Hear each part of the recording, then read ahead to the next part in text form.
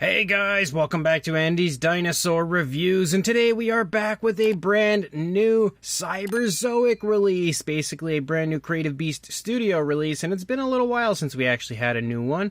These guys were in production for quite some time, so I'm really excited to finally have some of the new stuff here. First of all, you can see this is the Dryptosaurus in 1/18th scale, and secondly, I want to say thank you to David Silva for allowing me to get this one a little bit early to take a look at it with you guys. This one is just about to release, so it should be in your hands sometime very soon if you already have ordered it. If you have not ordered it, hopefully after this review, maybe you'll want to, because it looks absolutely incredible here through the packaging. But you can also see that the art on the packaging is awesome.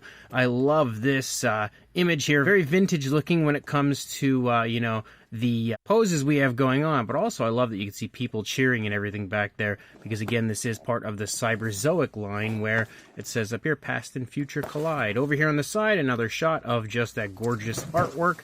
Over here on the other side, you've got a nice logo, and then here on the back, some more images, as well as information, and also showing off the armor, and then the human character that can go with the Dryptosaurus. So let's pop this box open and check it out. So here is the Dryptosaurus now out of the packaging and standing here before us looking incredible, along with all of the stuff that is included, some of which obviously you can see are articulated feet.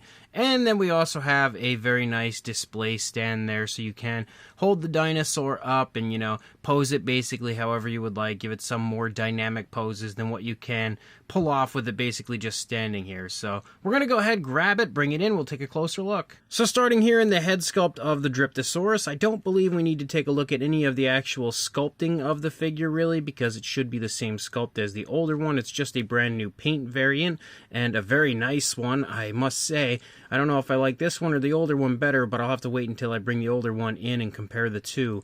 But you can see when it comes to the paintwork here of the face, there's quite a bit of variation of color that we have here. We've got some really nice reddish tones, some lighter and darker shades. Like you can see a nice light red here in the palette area, darker as you move back into the eye socket area. It looks really nice, and it also has a dark wash applied, which helps to, again, highlight the detail, but also add a little realism and a little dirtiness to the dinosaur. We do have a yellow eye and a black pupil with a nice gloss coat, so it does have a nice realistic kind of eye shine to it. As you move up, you can see a darker tone has been applied to the nostrils to highlight the nostrils. There's also a lighter tone that kind of has been dry brushed over the jawline, as well as a lighter tone moving up and over the top of the snout and into the crest of the dinosaur, kind of like a yellowish tone, but it's not like overly intense when it comes to its application. It's nice and smooth when it comes to the way it's been applied, and more subtle, and I really like that aspect of it. I think it looks really good. As you move down here into the lower jaw, again, you can see the darker and lighter tones of reds down here, as well as, again, that dark wash. We, of course, have an articulated jaw on the figure. When you head inside the mouth, we do have a really nice purplish tone. There also looks to have maybe been a darker wash applied to the inside of the mouth, and then the teeth, of course, are all painted with a nice light tone, and everything has a really nice gloss coat, so it shines very realistically, giving it, again, that saliva-like look. And if you look down here, the teeth are really precisely painted. Like, there's just no sloppiness at all when it comes to the paintwork of the teeth. You can also take note to the fact that we do have an articulated tongue in there. There you can see it's kind of like tilted a little bit, so you can move that tongue around and basically put it wherever you would like. Pull it up, put it down. It does seem to kind of like fall back into place a little bit, but you can definitely get some nice yelling poses and everything, roaring poses, or just a more natural kind of tongue setting down on the inside of the mouth sort of position. And the jaw works really nicely. As you can see, that's about as far closed as I can get it. Does kind of show the teeth just a little bit right there. As we move back into the feathered area of our Dryptosaurus, you can see we do have some really nice paintwork here, as well as it appears as though, first of all, you can see basically like what the original tone of color is. It's like a light brownish tone, almost like an orangish sort of brown that you see here on the side, but there's also a darker dry brushing, it looks like, that's been applied to the top that moves down the center of the dinosaur. But as you come down here, you can see again that that lighter tone has been really nicely dry brushed over all of the feathers, kind of like an off-white, and the A combination, of course, of the initial brown and then that light off-white tone really, as it slips and almost falls, but really helps to highlight all of that feather detail and look extremely natural. It also plays off of the dark tones of the body beautifully. As you move back, you do have neck articulation. Now, what's cool about this is this has the newly updated neck articulation of the larger theropods, and you can actually, I believe, get a replacement, well, actually a couple of replacement pieces for the older version of the Dryptosaurus. If you want to update the neck articulation of your older one, you can actually pre-order those. But the neck articulation of the newer one here is a lot smoother, as you can see when it comes to some really nice left and right turns. There's a good bit more mobility in this version compared to the initial version. The up and down doesn't seem like there's a whole lot more, really. You really only get about that much wiggle room up and down, but it seems to work pretty well. But the left and right is definitely much nicer than it used to be. As you move down, you of course are going to have arm articulation. I think that's pretty much the same, again, forward and back, basically on a swivel. It can also move out away from the body and back in. We as well have elbow articulation, forward and back, and that can swivel, yes. And then we have wrist articulation, forward and back, which can also swivel. And again, when it comes to the paintwork, we basically continue to have the really nice feathered look moving down through the arms all the way down into the fingers, where you have the claws, which actually are painted with like a light yellowish tone and then have been given a nice brown wash, like a light orangish brown wash. And again, giving a little variation to the claws, looking really cool, and we can see a nice gloss coat applied as well. And on the undersides of the hands, where we basically have the skin texture kind of sneaking out, you have a black, like a really dark black that actually moves into a yellow as you move toward the palm. But as you move back up, as you can see, the feathers basically disappear as you lead further back into the dinosaur, and we have the skin texture now exposed.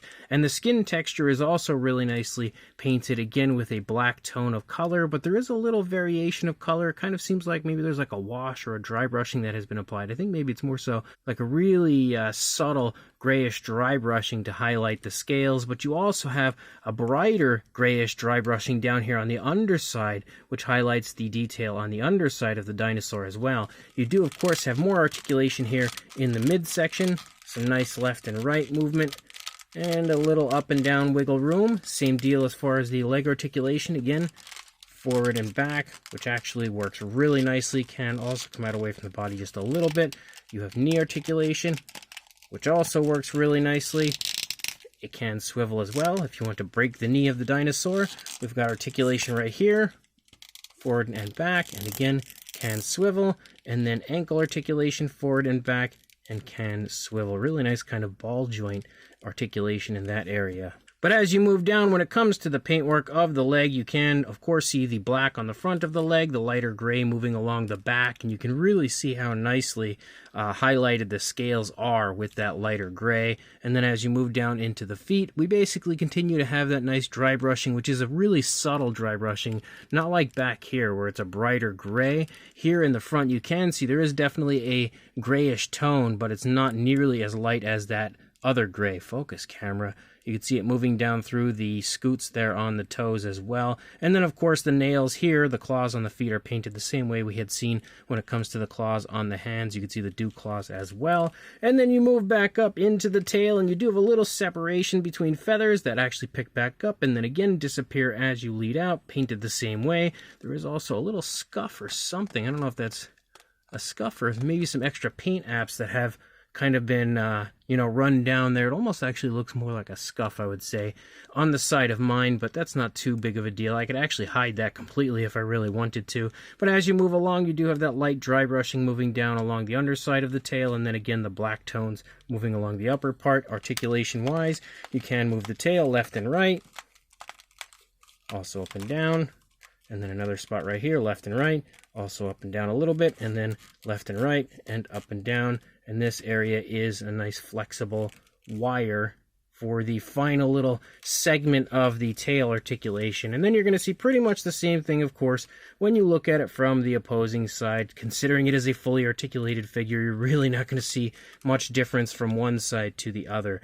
But man, that is an absolutely incredible looking version of the Dryptosaurus, and I honestly think it might be my favorite of the two versions that they have out. And then when it comes to the different feet that they currently have available, you can see we have these two, of course, 1 foot for each leg, and these feet are basically just like the bent toe version, showing off the dinosaur walking, and the paintwork again is just as nice on these feet as we had seen on the feet that are actually on the dinosaur. And then you have these feet as well, which, basically like if the dinosaur were taking a step forward and the foot was coming down to land. I think that's basically what these feet and toes would kind of represent, but really, really nice looking alternate feet. And then you do also have the base, which actually is not put together right now, but you can see again, it's basically the same type of base that we've had a few times now when it comes to the Beasts of the Mesozoic and Cyberzoic figures. So, standard stuff as far as that goes. But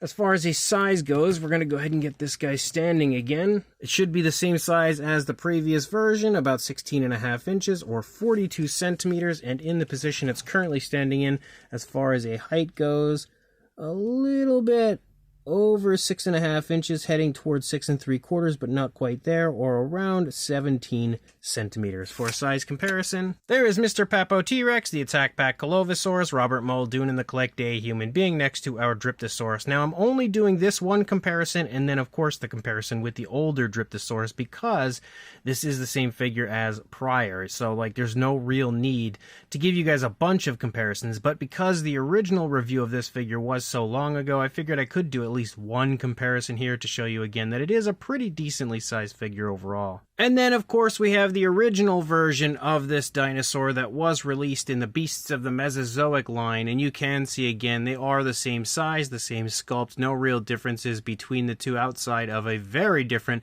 paint application, but you can also kind of decide for yourself at this point which one you prefer. It almost has like a male and a female sort of a look here when it comes to how bright some of the colors are on them. Actually, I don't even know. They could really both go either way.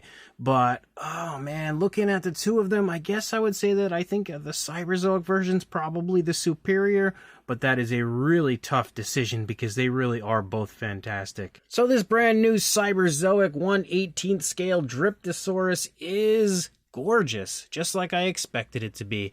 It's also, again, got some new updates to it compared to the older one, like new neck articulation as well as updated foot articulation, which is really nice. And I think, again, when it comes to this figure, you couldn't possibly ask for a better version than the Cyberzoic version.